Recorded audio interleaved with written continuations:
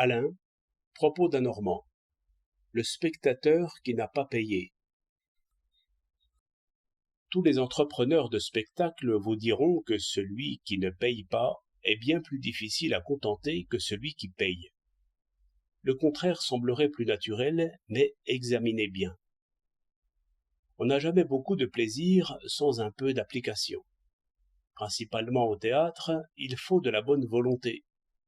L'auteur, l'acteur, le décorateur prient le public d'être indulgent. Voilà un coucher de soleil qui met la salle en délire. On voit pourtant bien que c'est une grosse lampe rouge derrière une toile. Et le spectateur qui ne veut pas être trompé aperçoit sans peine une couture un peu au-dessus de l'horizon, et une reprise dans les nuages. Reprisez aussi le maillot du jeune prince, et avec des poches aux genoux. La pièce elle-même n'est jamais qu'un vieux maillot fatigué.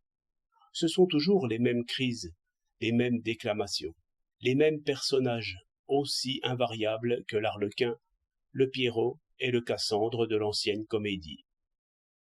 Soit. Mais qu'est-ce que tout cela peut bien faire au spectateur qui a payé? Il a payé, donc il veut avoir du plaisir. Il se sent riche d'émotions.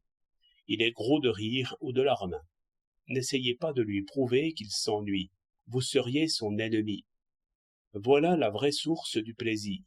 Elle n'est point dans ces vieux acteurs grimés en jeunes, ni dans ces jeunes acteurs grimés en vieux. Elle est dans la salle. Tous ces gens ont payé pour être émus ensemble. Ils s'en donneront pour leur argent.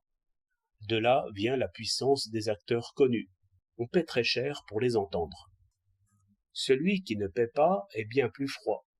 Il n'a pas mis de fond dans l'affaire. S'il perd sa soirée à critiquer et à bâiller, il ne perd que son temps. Bien plus, il n'a pas choisi son jour. Le billet de faveur est venu quand on ne l'attendait point. Allons, faites-moi rire, faites-moi pleurer. Travaux perdus, car toute notre joie est en nous.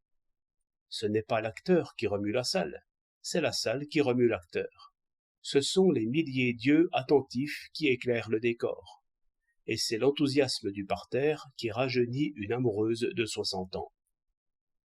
C'est pourquoi l'abonné est meilleur que tout. Il est presque actionnaire. Il a payé 1 an d'avance pour s'amuser. Aussi l'acteur, qui ne se voit point de la salle, peut se rajeunir avec des plaques de rouge ou se vieillir avec des lignes bleues qui le font ressembler à un roi d'Océanie. L'actrice peut bien se dessiner autour des yeux des espèces de lunettes noires, comme si elle avait reçu des coups de poing. L'abonné ne voit que son argent. On ne critique pas un tableau qu'on a payé très cher. Un faux Corot est un vrai Corot.